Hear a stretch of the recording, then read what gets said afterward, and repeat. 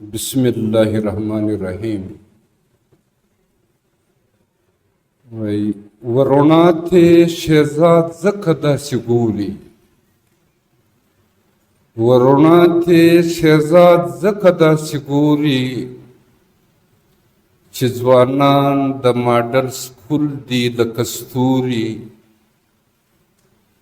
دا د ښه او بد تمیز نور ورکړی، دا د ښه او بد تمیز نور ورکړی. ماته ناس بچیان دي ټوله په زړه پوري.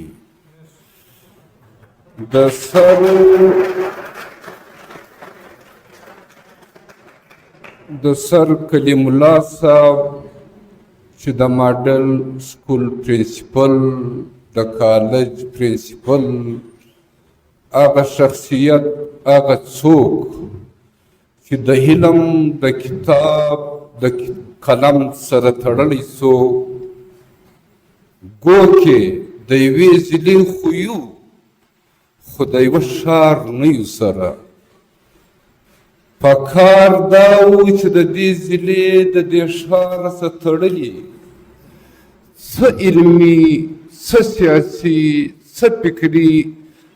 څه زموږ نماینده خلک وایي چې د کالج دپاره یې هلې ځلې جدوجهد کوششونه ورکړي وو، خو الله جل شانه په خپلو بندګانو کې مخصوصه بندګان لري. الله جل شانه عزت وذلت د الله د طرفه څخه دی. الله جل شانه د خپل بنده څخه چې کم کار اخلي،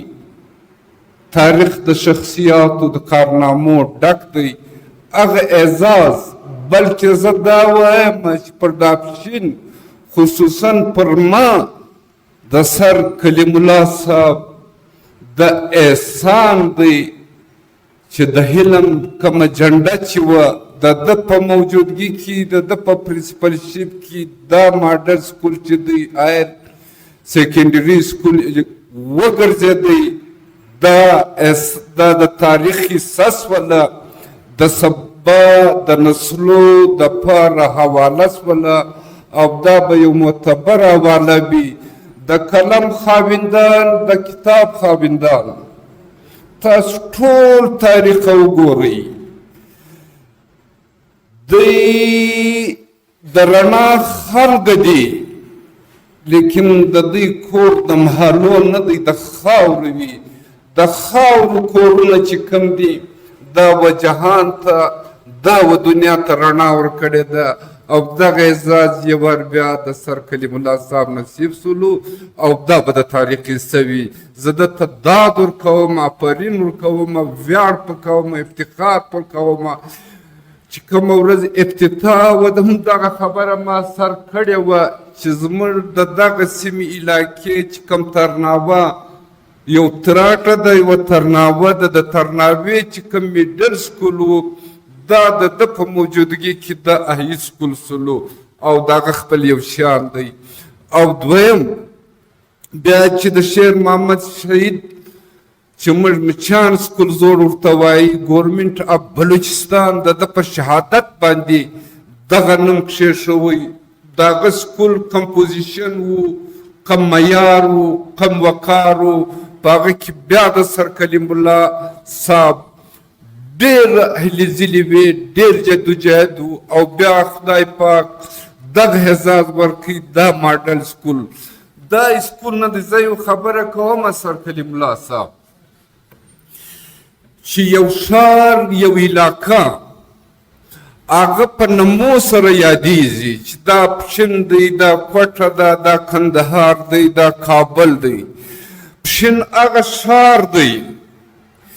چې دا په شخصیاتو سره یادیږي. کم شخصیات چې دغه ماډل سکول، دغه هاي سکول و ملک ته و وطن ته په انټرنیشنل حواله داسې شخصیات ورکړي دي چې هغه خپله علمي حواله هم لري، ادبي حوالم لري، سیاسي حوالم لري. په دې کې ستاسو سکول ته نږدې د قاضي فایز چې د دوی کوم خاندان دی، یعنی د پاکستان په سطح د دې د ازادۍ په سطح د دغه کورنۍ دام د دا سکول د دغه علاقې د دغه خاورې ستړی دام د دا ښار دی. او هغه منور شخصیت ادبي چې پروفیسر صاحبزاده حمیدالله صاحب د کلي فیض آباد اوسېدونکی د 129 کتابو د مصنف دی، او د کتابونه چې دی په برټش لایبرري کې خصوصا لنډ تاریخ افغانستان چې د په ژوند کې د چاپ کوي د دې ترجمې روانې دي. دا هم د دا سکول و. او د دې سره سره د سرانانو چې د 80 کتابو او د افغانستان چې دا یو داسې ښار دی که موږ په زاړه تاریخ کې لاړ شو سر کلیم الله صاحب، دا خو یو تاریخ و، دا خو یو جغرافیا و، تحصیل پښین و چمن ضلع کندهار، دا د کندهار د ضلع یو تحصیل و. نو دغه کم شخصیت چې زه در یادوم چې په سیال کاکړ باندې معروفه دی،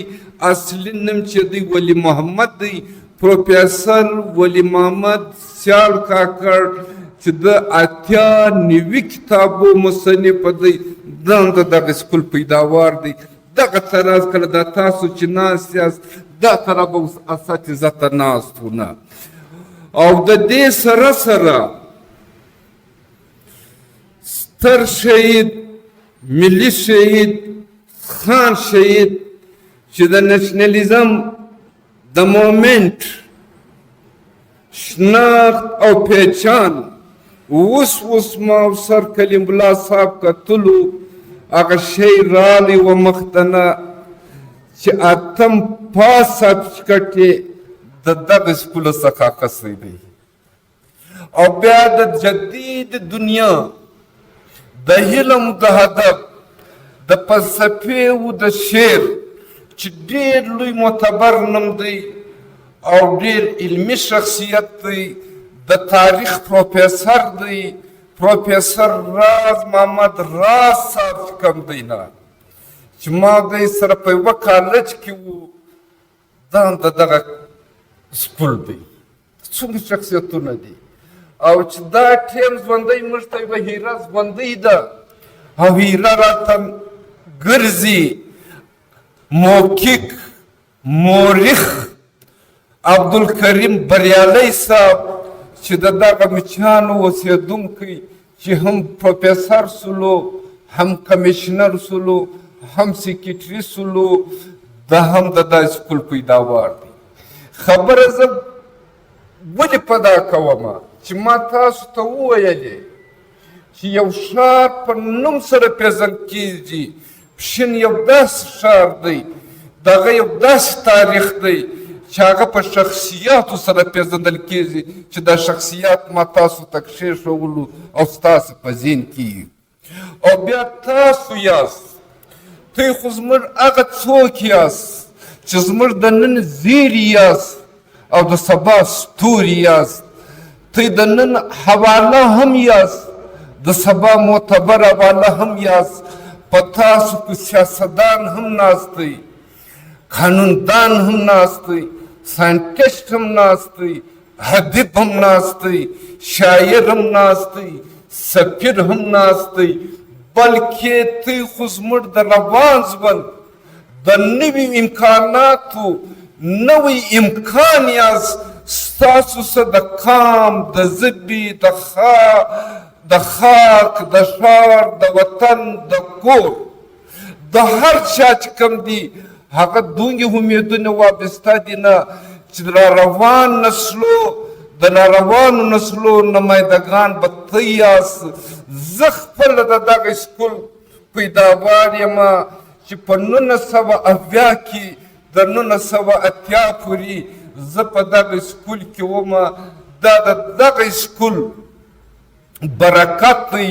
چې بیا په نیشنل حواله هم په انټرنیشنل حواله هم د قلم د لارې د کتاب د لارې دا زه نه یم، دا د اساتذه ګوره د استاد یو داسې شخصیت زما سره په انټرنیشنل لیول دا پوښتنه سوې ده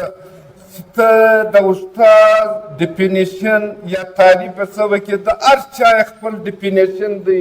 کتاب لیکلی دی. زما خبره زما د نورو سره بېله ده. زه وایم استاد چې دی هغه په معنا د ورځې دی. د ورځې صفت چیش دی؟ ورېدل دی، او په خپل ورېدل کې چې کوم دی نه هغه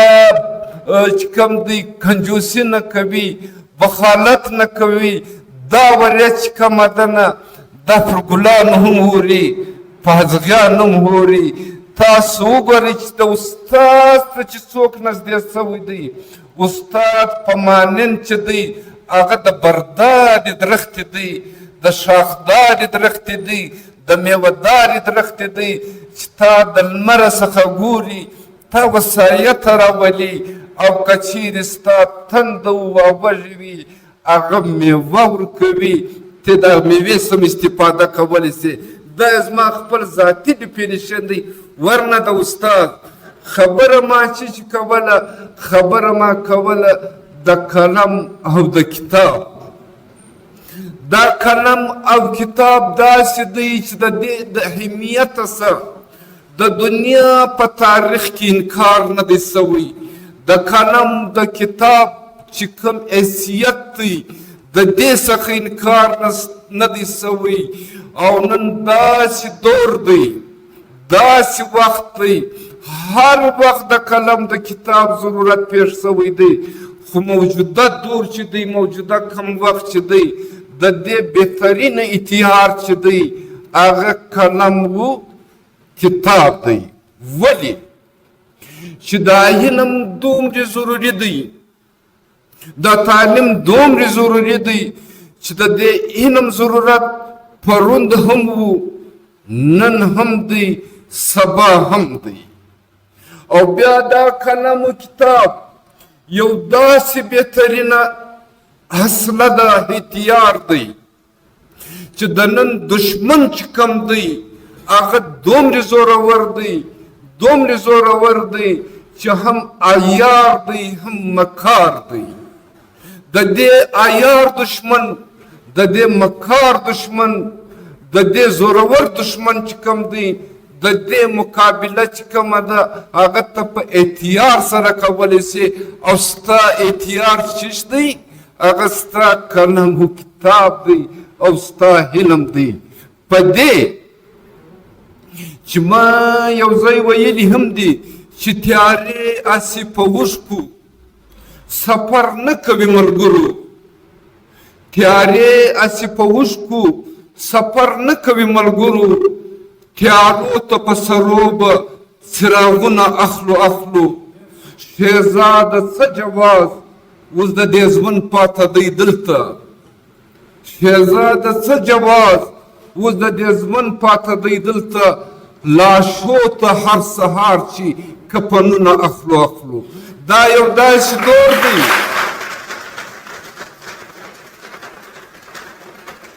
او زه د سر کلیم الله صاحب په اجازت دا خبره کوم چې زورور دشمن چې دی موږ په معنا کې د زورور استعمار اخلو. او د استعمار اول وار چې دی پر قومو کې کیږي هغه د ده پر ژبه کیږي، د ده ژبه وربدلوي، د ده د ژبې سره سره د ده کلچر وربدلوي، د ده د کلچر سره سره د ده پسند و ناپسند وربندوي. زه دا وایم چې د ژوندۍ قومو خاصه چې ده هغه ژبه ده او ژبه چې کومه ده دا د الله جل شانه د خوا ده نه چې الله جل شانه کوم نعمت تا ته درکړی دی د هغه نعمت قدر په کار دی نه ته پر هغه چې کوم دی ویاړ کوه، په هغه فخر کوه د خپلې ژبې دا نورې ژبې چې کومې دي دا د وخت ضرورت هم دی چې نصاب په هغه کې دی او گفتگو په هغه کې ده رشتې په هغه کې دغسې خو انکار نشته د هغه ضرورت دی خو خپله ژبه خپل کلچر خپل ثقافت چې کوم دی نه دا ژوندی ساتل چې دی دا د ژوندی قومو دی او بیا زه درته وایم چې دا علم چې کوم دی اوس ما سره قلم وای ما دلته درته لیکلو چې د الله جل شانه چې الله دی دا الله ولې دی دا لوړ ولې دی دا لوی ولې دی چې دا عالم دی زما د نن د سبا د تیرې دنیا د را روانې دنیا د دا ټولو سهاګا د دا ټولو خالق نو دا علم چې سو دا د الله جل شانه صفت دی او الله جل شانه د علم خپل دا صفت هر چاته نه ورکوي و هغه چاته ورکوي چې هغه د دا علم قدردان وي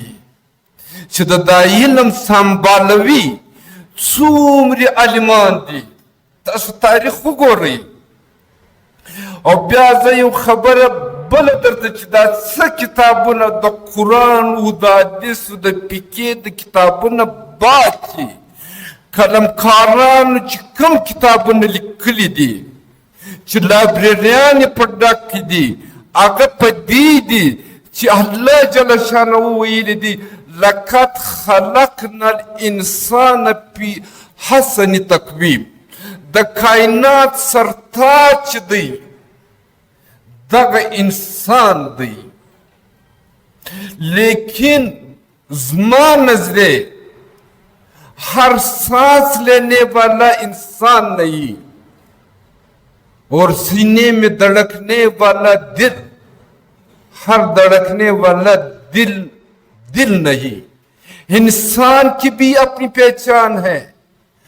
और दिल की भी अपनी पहचान है आगत सरंगा چې د انسان او د ژوندي زړه چې د انسان د کائنات د اردو ادب یو شاعر دی امیر منائی وایي खंजर चले किसी पे तड़पते हैं हम अमीर खंजर चले किसी पे तड़पते हैं हम अमीर सारे जहान का दर्द हमारे जिगर में है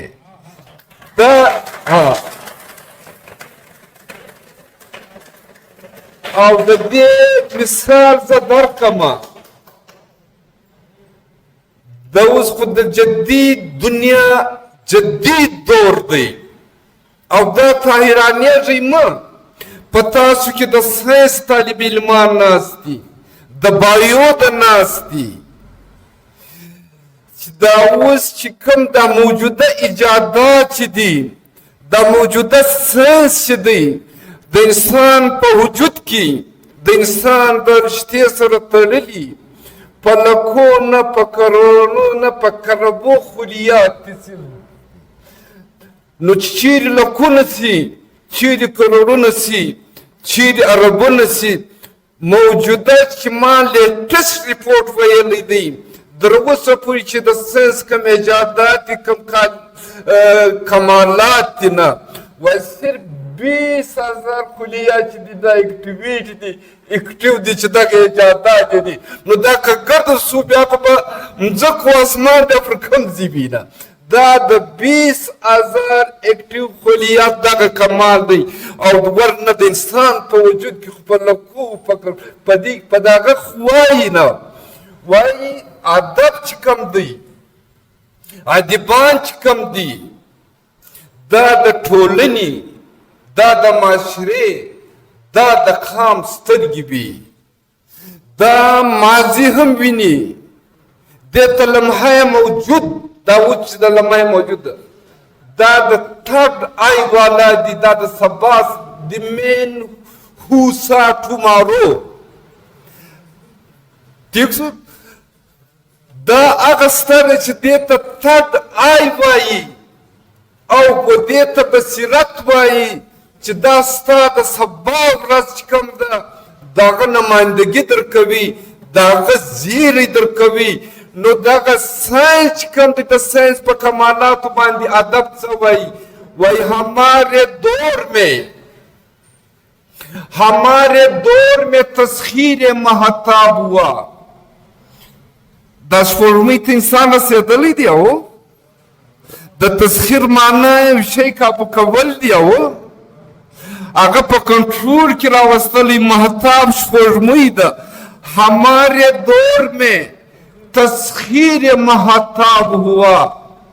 इसी सबब से अंधेरा भी बेहिसाब हुआ कम अंधेरा دا د زړه تیاره ده دا د فکر تیاره ده دا د ویلیوز او د قدرو تیاره ده په کومه کمره کې چې ته ناست یې د کور په کومه کمره کې چې ناست یې ستا په لاس کې موبایل دی جدید دنیا ده نه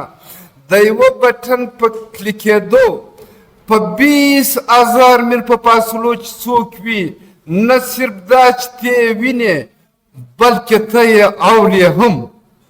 لیکن دا د کومې کمرې کې چې ته ناست د دې تر مابین یو دیوار دی یو دیوال دی د دا دیوال در شا مور و پلار دی نه د هغو د جذباتو سره ته ناشنا یې نه دغه قدرونه چې کوم دي نه دا علمي خلک ژوندي ساتي دا ویلیوز چې ورته وایي و دې ته په پښتو کې قدر وایي دا ویلیوز او دا قدرونه چې دي دا د مور پلار سره تړلي دي دا د استاد سره تړلي دي دا د علمي و تعلیمي ادارې سره تړلي دي دغه قدر که په کور کې مانسلو دا کور ماتیږي دا قدر که په ټولنه کې مانسو دا ټولنه ماتیږي او دا قدر که په علمي و تعلیمي اداره کې مانسي د استاد د شاګرد چې کومه رشته د تقدس ده او مقدسه ده دغه ماتیږي د ژوند د ټولو لوی ښکلا چې ده د ژوند د ټولو لوی معنا چې ده نه هغه د قدرو قدر ساتل دی او بیا دا نن چې موږ په کومه لمحه موجود کې ووسو تاسې د داسې دور پیداوار یاست چې دغه دور چې دی دا ډېر چیلنجونه لري د چیلنج یو پیریډ دی د قلم د لارې هم دی د کتاب د لارې هم دی د شخصیاتو د لارې هم دی د خپل کردار د ادا کېدو د خپل رول د ادا کېدو هغه مقام هم دی او زه راځم بیرته هغه خبرې ته چې د قرآن و حدیث او د فقې د کتابو پس چې دا د کتابو چې کوم موضوعات دي هغه انسان دی چې ما د انسان مقام در وښوی او دغه کتابونه چې دي دا د 3 عنواناتو لاندې لیکل کیږي یو دی سیرت او صورت وسن چې دی دا پر ټولنه هغه خپل God is beauty and beauty is God الله جمیل دی او جمال یې خوښ دی دا به سره منو په دغه وسن په ډک دی دویم د کتابو د چې کوم دی هغه ټیلنټ وي دا په صلاحیتو ډک دی او درهم چې کوم دی هغه په کردار ډک وي د معاشرې ده په دا دروی کې هم د حسن او د ټیلنټ ذکر کم د انسان د کردار خبره ډیره ده در څو چې کردار نه وي بیا وقار نه وي چې کردار نه وي رفتار نه وي نو زموږ هر ټیلنټ چې دی هغه پر حسن زورور دی بلال رضی الله تعالی عنه نه په لباس ښایسته و نه په رنګ ښایسته و لیکن ذکر چې دغه پښین کې زما یادیږي یو تبلیغي جماعت راغلی و دا خبره یې کوله ول چې زموږ سره هغه ملګری را سره دی کوم چې د بلال رضی الله تعالی عنه د کلي دی دا ښار ورمات و بلال ولې یادیږي چې د بلال کردار و نو زما د سټوډنټ څه دغه دی چې تی به یو به رویه په کور کې په ټولنه کې په تعلیمي اداره کې د دې ترڅنګ دا قدر دا ویلي ستا به سلوک ستا به رویه ورنه دا جهان چې دی نه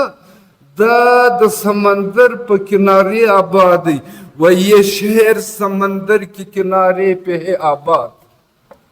یہ شہر سمندر کے کنارے پہ ہے آباد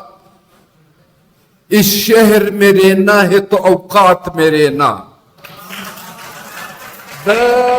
یو داسې شی دی چې د خپلو اوقات وو د ځوانه وینه چې ده نه دا ځوانه وینه چې ده ووش کم او جوش زیات لري فکر کم یعنی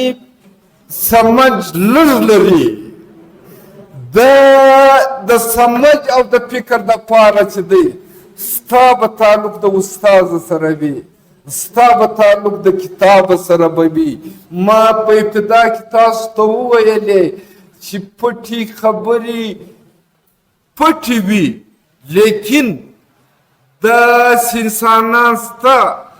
چې د چا به تندي ته وګوري د چا به چهرې ته وګوري د ده د سبا هغه روڼ سهار چې دی هغه د ده پر جبین ځلیږي دا نشاندهي کولی شي دا عالمان کولی شي عالمان خالی دا د حجرې والا نه هر هغه څوک عالم دی چې هغه د لمحه موجود د سبا د مستقبل دغه یو نظر دی ولري چې دا داسې کېدلی شي دا داسې کېدلی شي استاد د ټولنې د معاشرې د ادارې هغه نماینده دی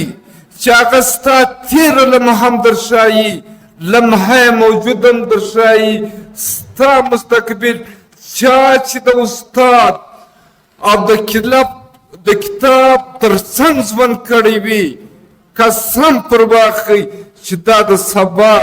نماینده څوک دی نو تاسو چې کوم یاست تاسو زیری هم یاست تاسو ستوري هم یاست تاسو د خپل وخت د سبا په حواله سفیران هم یاست استاد غږ نه کوي اداره چې کومه د جرمانه نه کوي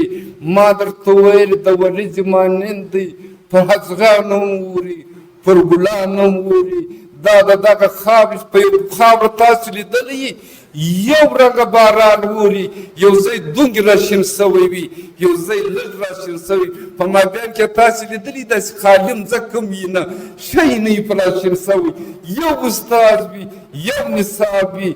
یو اداره وي دا ولې وسي نو د خبرې مقصد دا دی که څوک خپل مستقبل غواړي ځان د سبا معتبره واله جوړوي او ځان د دا ښار د دا خاورې نماینده جوړوي وخت تقاضا چې شته د وخت ضرورت چې دی هغه کتاب دی هغه قلم دی هغه د استاد سره نزدېکت دی هغه علمي تعلیمي فکري ناستې دي سټډي سرکل دی په دغه ښار کې په دغه خاوره کې دغه یو لیوني ته زه ګورم ځان هم نسم چې خلاصولی چې د ورځې 2 سټډي سرکل هم ما لیدلي دي محمد نبي ده 3 هم لیدلي دي ستاسو په خاطر د ښار په خاطر د خاورې په خاطر هغه لایبرري ده هلته هغه ځان دي نو هر هفته باندې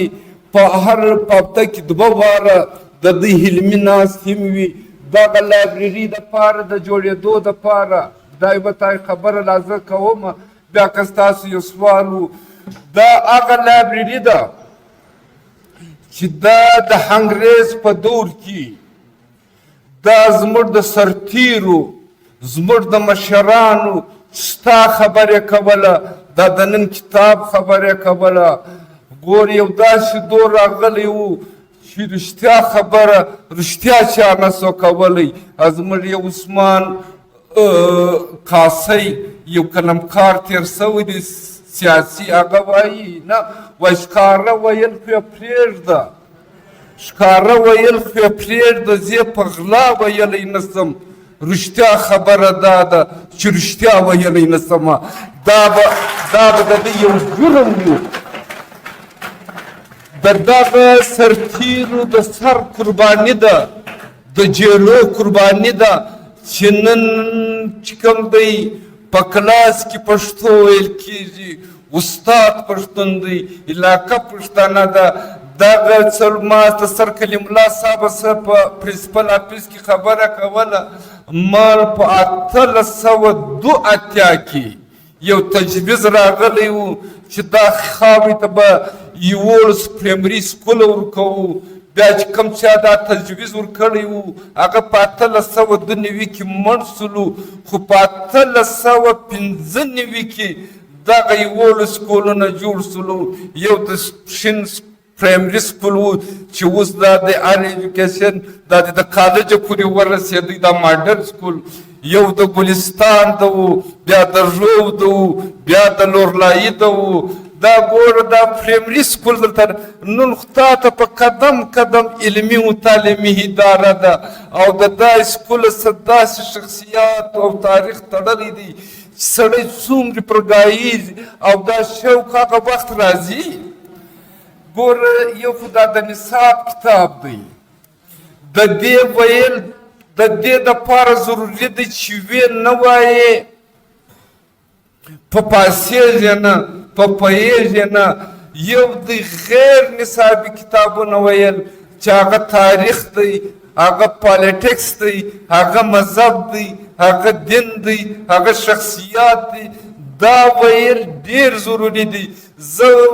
دا وایم ما یو ځای ویلي هم دي نه چې دا ژوند بیا ځان ته خپله یو نصاب دی، یو دغه نصاب دی چې دغه ته وایې، یو د ژوند نصاب دی چې ژوند زده کول دی. او که د ژوند نصاب چا زده کوي دغه نصاب یې 5% هم نه دی، دا نصاب زده کېږي. او تر اوسه پورې خو خبره دغه د دردانه زی پورې فلسفه روانه ده چې دا د نن موجوده انسان چې دی دا ان دی کا آؤٹ دی. میں ہوں کہ سوچتا ہوں یا میں سوچتا ہوں کہ میں ہوں. د یو وخته پورې دغه فلسفه را روانه وه چې میں ہوں تو میں سوچتا ہوں. لیکن کلونه صدیو بعد بیا په دا طرح سټوډنټس کې یو مفکر پیدا هغه ویل دا زه نه منمه که میں ہوں تو میں سوچتا ہوں، میں سوچتا ہوں تو میں ہوں. چې درڅو ته په سوچ د خپل ذات نه دی، وایي د خپل ذات پورې رسېدل دی، د خپل ځان دریافتول، جهان دریافتول دی چې خپل ځان دې دریافت کړي، تا جهان دریافت کړي. اوس دا خپل ځان چې کوم دی دا په عرفان بدلول و دا خپل ځان ته رسېدل دا جدوجهد غواړي، دا محنت غواړي. دا په کلو کې سړی وایي اپنی طرف سے اپنی طرف آ رہا تھا میں، اپنی طرف سے اپنی طرف آ رہا تھا میں، اور اس سفر میں کتنے زمانے مجھے لگے. د خپل ځان پورې رسېدل چې کوم دی نه دغه وخت غواړي. او زه په پښتو کې نن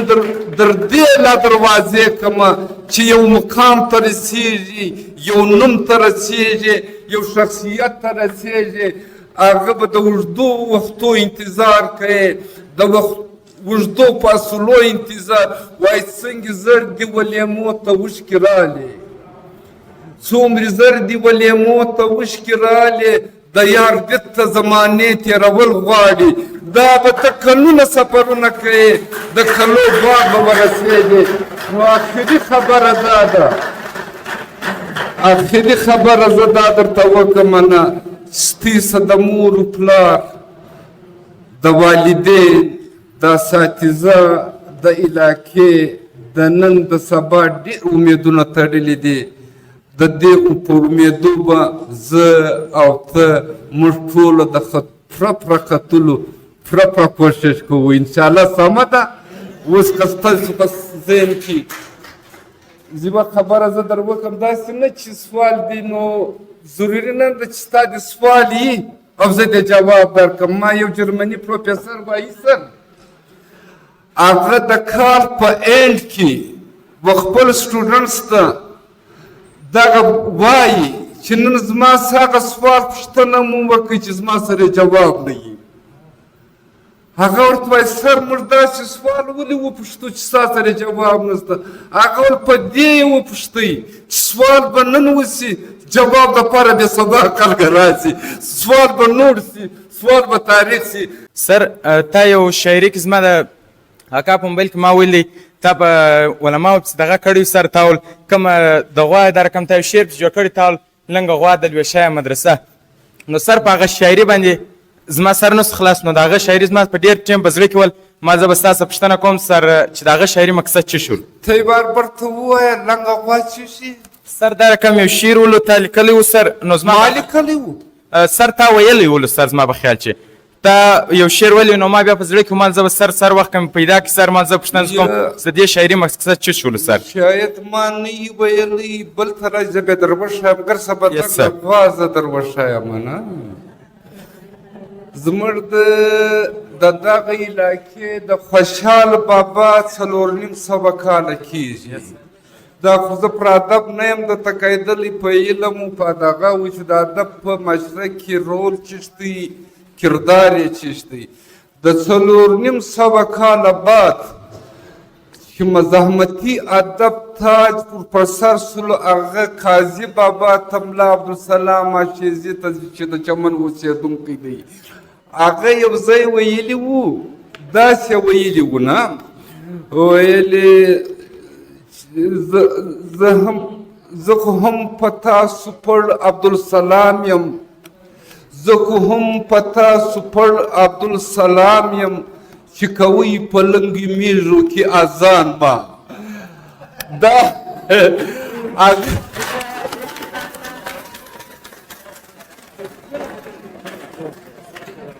او تا ته زویه زه وایم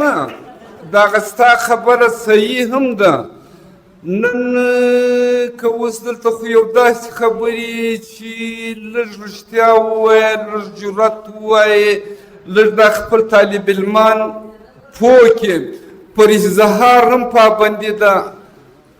په علم پابندي ده د سر سودا ده. دغه خاور باندې چې کوم روان کوم حالات دي نه ما په انټي کرپشن یو ځای په دغه کوټه کې د چا په موجودګي تقریر کوي اوس یو داسې ادارې ایښی و د انټي کرپشن باندې تقریر چې د ګردو زیات هغه لوټلی و نو ما ول چور مچایه شور دغه خبره نه سوله چې مطلب زه نو زه څه ووایم دا لنګه میږ به دغه غوا به هغه ته وایي چې یو شی ډېر دی نه بس ډېر پیداوار په کېږي چې لنګه میږ د جنوړۍ هغسې حساب و کتاب نسته دغه زموږ تی خاوره دا زموږ تی وطن د ډېرو خلکو دپاره په مثال د دې دی پوښتنې نسته اډټ یې نسته چې چا څه وکړو ته زما په خبر زه بیریږم نه زه د سر کلیم الله صاحب د دا ادارې د بقا خیال ساتم ورنه ما واضح درته ویلې خوشحال بابا یو ځای ویلی دی وایي زه خوشحال کمزوری نه یم چې به ډار کړم یعنې چې وبه بیریږم که دا چیرې دغه تعلیمي اداره نه وای بل ځای وای بیا ما ډېر ښکاره درته ویلي چې دا چیز دی خوشحال بابا یو ځای وای وای زه خوشحال کمزوری نه یم چې به ډار کړم یعنې چې وبې په ښکاره نارې وهم چې خوله یې راکړه کمه خوله چې دا زه ما زه پی پوه کړم ښکاره خوله دا ده چې دا زه به دا خوله یې راکړې د دې دپاره ده چې په دې به زه حق وایم او په حق ویلو چې کوم دی نه هغه زه نه بیریږم نه نو زما او ستا ځینې علاقې چې دي بچیه نه تا ته وایم نه ځینې خلک چې دي هغه لنګه غوا د هر یوې لویشي لیکن چې په کور کې ورته ناست هغه جن محرومه دي او ظالمان به نام نه وایم زورور چې دي جنوړي کمزوري چې کوم دي هغه پاتې دي موږ په داسې پیریډ کې یو مایټ از رایټ په پوس ولاست ته زوی لږ په پوس وې ستا نوم چیش دی عصمت الله بس ټیک د بل چا سوال شته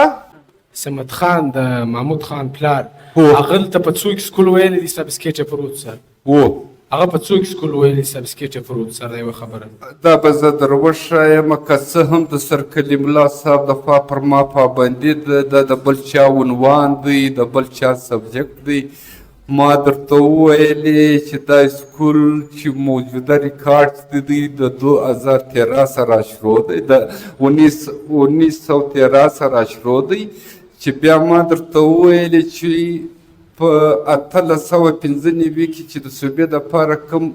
پرایمري سکولونه راغلو په هغه کې یو سکول د ګلستان و چې هغه د 5مه پورې و د 5مه باج کوم و په دغه پیریډ کې دغه سکول چې و تر 8مه رسېدلی و د 6م 2م چې کوم دی غالبا 1940 کې مو سبسکټ کړی دی په 1925 26 27 چې دلته د 6م 2م 8م په 1920 کې خان شهید د 8م پاس سرټیفیکټ د داسې سکوله څخه اخیستی ټیک شولو په څو کې 1900 کې 1927 کې د میډل سرټیفیکټ د دې سکوله څخه اخیستی میټرک میډل د 8م ته میډم د 8م میډل ټیک کور شولو ودان سر کور ودان او لږ که زه بله خبره درته وکړم چې دغه سکول چې کوم دی نه چې په 1900 کې چې راغلی دی د دې دغه کوم چې پښین دی 2 مالې دي یوه بابو ماله ده او پر څنګ به لږ محمدین محله چې ورته وایي دغه مین ګلۍ چې ده د دې مین ګلۍ په دغه مخامخ دا پرایمري سکول اول وار دلته راغلی دی بیا د میډل درجه چې اخیستله دغه دلته چې دا اډر ده د ټوډیانې چې وځي نه د دې به دغه سایډ چې دا کچه نړېدلی ځای دی دغه ګرده و دا بیرته دلته رامنتقله سوی دی میډل دلته و بیا هغه دا سوی دی نو د دې ځان ته خپله پس منظر دی نه خو زما مقصد هم دا و چې تاسې په تاریخ پوښتنه وکړئ هغه ستا سره تی نه وه کله نه سرجي دا کوم چې زموږ پیرنټس دي دا یو خپل بچي ته دا وایي چې ته ولاړ شه سکول ته دا شی وکړه ته سبا کې زده کړه په دې کې شاید ستا دا ویډیو زموږ پیرنټس وګوري ډېر پیرنټس وګوري دوی د بچي خواهش ته کتل پکار دي که نه چې دا زما بچی په چیش کې انټرسټ لري دوی د سبق سره سات کیلم غواړي یا دوی خالي کیل غواړي سبق څه غواړي نه یا دوی خالي سبق غواړي په دې باره کې ته معلومات مشترک زموږ پیرنټس دی ټیک شولو زوی تا ته یو خبره وکړم نه د انسان نه دی د کائنات دومره وسیع دی چې سرحد یې نشته او د انسان چې دی د کائنات خلاصه ده تمام کائنات په دا یوه انسان کې دي د غرو په شکل کې هم دي د درختو په شکل کې هم دي د رڼا په شکل کې هم دي د تیارو په شکل کې هم د سمندرو د دریابو په شکل د انسان کله کائنات داسې لامحدوده خواهشات دي ستا د دې خبرې زه تایید کوم چې د مور د پلار بس دونې دلچسپي ده چې ته سکول ته لاړ شه بیا دې زه خیر خبرناک یم یو د والدین ډېره ذمواري جوړي دویم نه په ساینس پوهېږي نه په آرټس پوهېږي په ذهن کې دا دی چې خامخا ډاکټر شه زه مثال درکوم زما د خپل زوی د داسې نه صرف دا چې میډیکل سیټ یې واخیستی بلکې په میرټ یې واخیستی او څومره الخوان شته چې د ډاکټرۍ خواهش لري ما ته کښېنسئ زه استاد یم زه یې پلار یم ول زه میډیکل نه وایم نه یې به لکه ووایم ما دی لږ وخت ورکړي جذباتي دی یا چیز دی میاس مه ورکړله دوې مې ورکړلی هغه وخت لا و بالکل انکار سو نو ما ته چیش کوې ول زه یا پولیټیکل ساینس کوم یا انټرنیشنل ریلیشن کوم وچه زه مجبوره کړلم مجبوره نه ما پر ده جبر نه دی کړی ما چې ستا انټرست دی دا دلچسپي دورې چې ولاړې په اسلام آباد کې دی چې کوم دوه سبجیکټ یې ما ته راښولي په هغه کې هم نه ولاړې په لا کې ولاړې خو دا والدین زه په دې ګیله نشته چې د دې والدین د انپړه څوک دي ته ساینس وینې ته موبایل وینې ته دنیا وینې دا د تیارې څخه رڼا ته راوتلي دي دا کم څوک چې د تیارې څخه رڼا ته راوځي نیمه ګنټه یې بیا سترګې بریږي ګرده عمر په تیارو کې دا انپړه ورځ دا بې علم ورځ دا په مثال سره موږ د تیارې وایو هغه ته دغه درک نه ورکوي د هغو خپل یو خواهش دی هغه ستا په وجود کې خپل یو خواهش که چیرې دا تعلیم یافته سي د وخت په تقاضا پوه سي لیکن دلته سته یا نسته په یوه صوبه کې سته چې هغه صوبه پنجاب دی چې دغه رجال سته ورنه بار ممالک چې کوم دا دي یو کال بچی د سکول کې کښېږي پر هغه مختلف تجربې کوي د هغه رجحان ته ګوري د هغه انټرسټ ته ګوري چې دا د کومې شعبې دی دا د کومې لارې دی دا د کومې دی بیا یې هغه لارې ته بیایي دلته خو زه میډیکل وایم په میډیکل په مفهوم نه یم خبر میډیکل مې ایښی دی د میډیکل چې کوم دی اهمیت یا د هغه دپاره چې کوم تیاري ده او دا خبره د ده ښه ده ډېر انسانان داسې شته چې هغه نه د سکول دي نه د کالج دی بې علم دی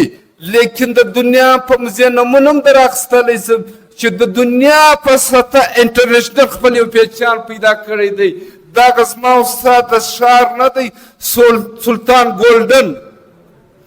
څوک دی ثابته کړي دلته بیا د کورنۍ ځای پېژنم د دغه محلې د ده د محلې و نه په انټرنیشنل دنیا کې نه او سبق و تعلیم چې کوم دی هغه د هغه لیول نه دی لیکن پېشن نو دا په دې ته زړه مه خفه کوه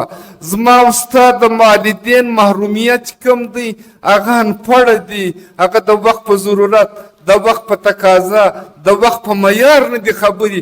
لاره به ماف ته ورکړو ستا کې څومره علم دی چې ته خپل مول پلار چې دی خپله قایلولی سي چې د نن پیرډ تقاضا چې شته د نن دور